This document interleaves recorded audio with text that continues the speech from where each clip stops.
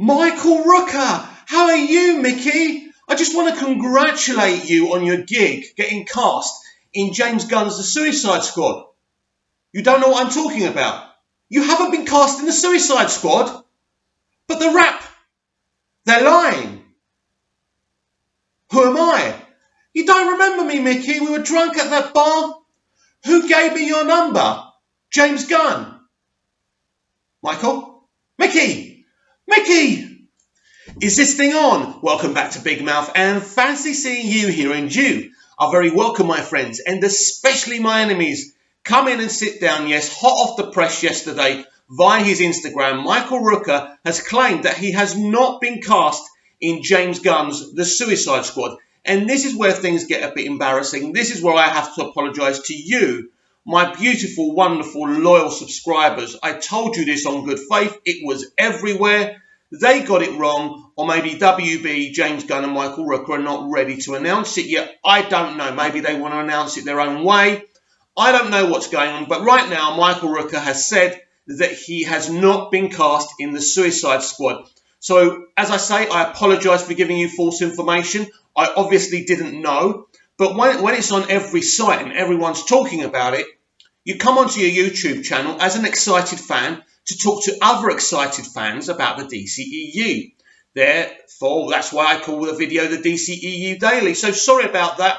At this moment in time, Michael Rooker is saying he has not, I repeat, has not been cast in James Gunn's The Suicide Squad, and I will keep you updated, of course. And if that changes at any time, I shall do a video instantaneously so you know what's going on. And don't forget, you can keep up with all the hot topics, all the debate on my Twitter account at MoviesTVMad. Quote tweeting people, saying how I feel about stuff. It can be controversial, it can be heated, it can be funny. So come and join the fun. Right. I was talking to one of my friends, one of my sources yesterday, and I'll quote her on what she said. Wonder Woman 1984 isn't the film you think it is. I shall repeat what she said. Wonder Woman 1984 isn't the film you think it is. That's all she would say. Bit of a tease, right? Now, I don't think this is groundbreaking news or anything like that. I think there's a lot of suspicion around this film and what it's truly about. We've really seen Jack from this film yet. I don't know if there's someone called Jack in it, but I'm just saying. It does seem like very little information has been released. Nobody's talking about it. Patty Jenkins really hasn't said much, apart from saying it's not a sequel. And this seems to be the DCEU mantra right now. Suicide Squad is not a sequel to the first Suicide Squad. Wonder Woman 1984 isn't a sequel to the first Wonder Woman. So you have to kind of sit there and think about what's going on. Now, I think it's pretty self-explanatory what's going on with James Gunn's The Suicide Squad. It probably isn't a sequel in the sense of the word of it continuing, but it is the next film after that. But Wonder Woman 1984, and I mean, we've spoken about this thoroughly, haven't we? I've told you my theory that I think it's set on another multiverse. I think it's set in another universe, maybe Earth 2. And I did a whole video about it, so you can go and check that out. But yeah, I think there's many fans that I talk to, and a couple of insiders that are saying this film is just not going to be a sequel. This film isn't going to be what we think it is. And there's so many theories going out on the internet, of course, as there is, and that's exciting. I want to know as little as possible right now, but obviously I need some information to let you guys know, because it's fun to talk about it. So then we kind of have to guesstimate when the trailer's coming. I don't think we'll get anything, not even a teaser, till San Diego Comic-Con. So we're going to have to be patient. I think this is the big DCEU moment. Obviously, we know that Zack Snyder and Deborah Snyder are very much producing that film. We know that Patty Jenkins has written this film along with Jeff Johns. So that's very interesting. Now, you could kind of guess, I suppose, that decision was made for those two to write that film at the time when Jeff Johns was actually running the DCEU. But no matter what you think of Jeff Johns, he is a very good storyteller. When he was involved as a consultant for the Flash and Arrow TV shows in their first 2 years, that's when those shows were the best. He wrote a couple of fantastic episodes of Smallville, actually 3 episodes of Smallville, and they were awesome as well. So he's a very talented storyteller. He's proved that on television. He's proved that obviously in his graphic novels and comic books. So you can't say this man can't tell a story. And he's working closely with Patty Jenkins to at least get the kind of graphic novel element, especially with characters like Cheetah. We've heard rumours about Cheetah that her origin's going to be a little bit different as well.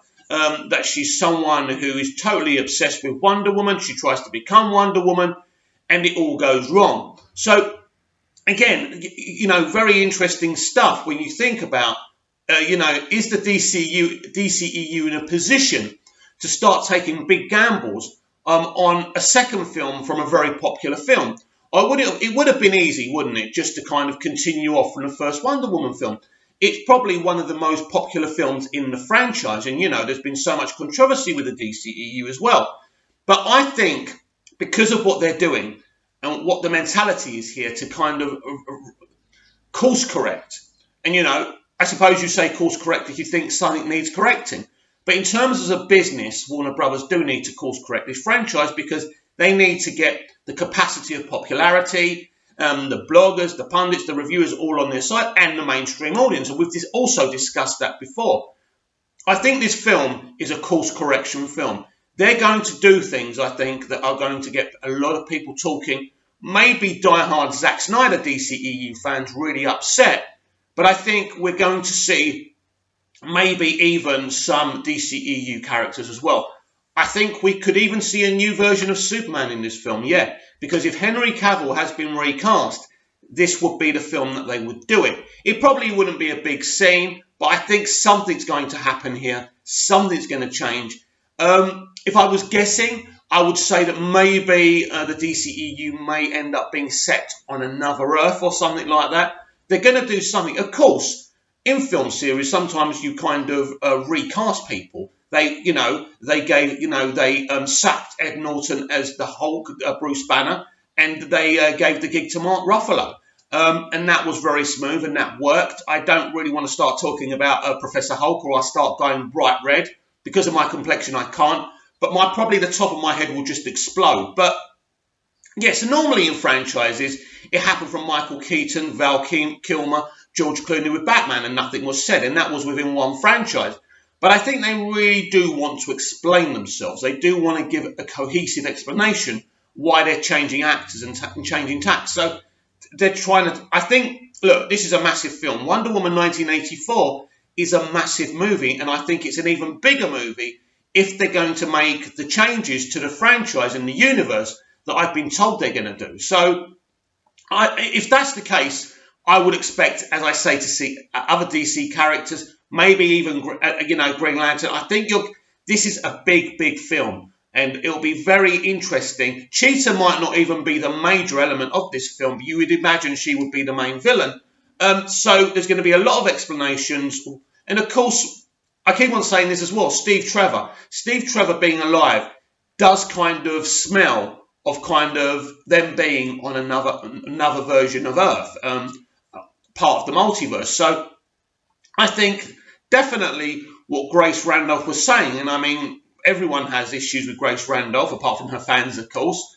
But I think she wasn't lying about that. I think her source was correct. Something is going on with that film. There's no question about it. And it just makes me more intrigued about the film. And it shouldn't make you angry. It should make you more intrigued about what's going on here. I think this is the film. This is the film. Birds of Prey will do nothing apart from tell a good story. It'll be a good little film. But I think it's all about Wonder Woman 1984. That's the course correct. This is what they're going to do. And they're doing it with this film because they know Gal Gadot, Patty Jenkins, and the first film was so popular with fans. So if there's going to be anger, the anger won't be as high. I think with diehard Snyder DCEU fans, there will be. Now, the element of this is interesting because, of course, Zack Snyder is a producer, but he's a producer in name only because he has to be a producer because he was very much involved in the franchise back then. So that's why his name is still going to be there. Also, something else I really want to talk about is very, very interesting. When the movie Shazam turns up, you see the insignia of DC come up, but you don't see all the heroes. Like in the other DCEU films, like from Justice League, they had Superman come up, Green Lantern, Batman, Wonder Woman, everyone. This didn't happen at the beginning of Shazam. That's interesting, because obviously Wonder Woman 1984 won't be co-made by New Line Cinema, because that film started before they decided to use New Line Cinema within the DCEU. That's also a very, very interesting situation, because Shazam is part of the DCEU. I mean, look at all the Easter eggs. It is undeniable. So, yes, very, very, very interesting. I believe it. I believe this film isn't the film we think it's going to be. I think it's going to be a hot topic by the time we've seen it and when we've seen the trailers. But also, I think this film's going to make over $1 billion. I think this film's going to be extremely popular, but I do expect it to be controversial. Yes, and I did give Shazam yet another rewatch yesterday down my local cinema. And, you know, this film just gets better and better and better. I think, you know, when I think about this film and I think about the opening and you see Savannah's story, it's very interesting because very few films do that. And you know, you go from him, he meets the 7 deadly sins, he gets the opportunity to become Shazam, but what happens is he's tempted by the 7 deadly sins. So obviously the original Shazam says, look, you're not worthy, you can't be tempted by them. And you know, I like all that. But this, how I explain Shazam to DCEU fans who really don't get the element of a film making 400 million and kind of see it as a failure. You just watch the film. It's a very, very small, cheap film. Now, in terms of it being cheap, it's not a bad thing. You can tell that most of the actors are television actors. The special effects are solid, but not groundbreaking special effects. And some people say the effects for the 7 deadly sins weren't very good. I don't think it's about them not being very good. I think they didn't want to make them overly scary, because they are quite scary, because obviously they wanted families and children to watch this film. I think the film, the moments from the film I really like. I think it's when Darla cuddles Billy at school and he goes, look, you don't have to keep cuddling me. You're not actually my sister. And the actress who plays little Darla is just wonderful at that moment. And I cry. I cry because he's doing to Darla what his mother's done to him and everyone else has done to him. Reject him. He's only shadowing and echoing the rejection that's already been pushed his way. Because this is what happens with kids. Because kids' brains are a sponge and they take the treatment that they've been given and they give it back. And, you know, I think that element of it is absolutely wonderful. The people say that this film takes a long time to get going. No, it doesn't. The opening of this film is fleshing out the characters. It's fleshing out the concept. It's very much like a TV pilot, if you like. It sets up what this story is going to be about. And it really works. And, of course, the relationship between Freddie Freeman and Billy Baston is very interesting at first because it's a very cold relationship. But you can tell that Freddie's desperate to have a brother, someone he can mingle with and talk to. And the fact that he's obsessed with superheroes just shows you how he feels for his own disability. So there's a lot of deep storytelling. The representation in this film is off the chart. But let me tell you something. It's really, really good representation, the way it's done. I like the way the Shazam family is made of different cultures. That is a beautiful thing. And every single actor is brilliant. This is not a Disney Channel movie. This is not where you cast a certain, you know, looking people in it. Let's just say young models, right? So the Shazam family is made of children of different shapes and sizes. That's what I like about it. And, you know, I think we all love the moment when Shazam allows them to be older heroes as well. That's a great moment. Adam Brody as an older Freddy is perfect. It is perfection. Absolutely is. I'm just talking about this film again because I think we should talk about it. I think it's a great movie. And this is what I said yesterday. We can't just keep on moaning about colour palettes and box offices. Let's talk about the actual film. There's some amazing emotional moments. The funniest moment in this film is actually near the end when you've got the newscaster talking about what's happened with Shazam's fight with Dr. Sivana, and Santa Claus comes on and goes, "What the fuck just happened?" I thought that was hilarious. It was fucking nuts. I just love that bit.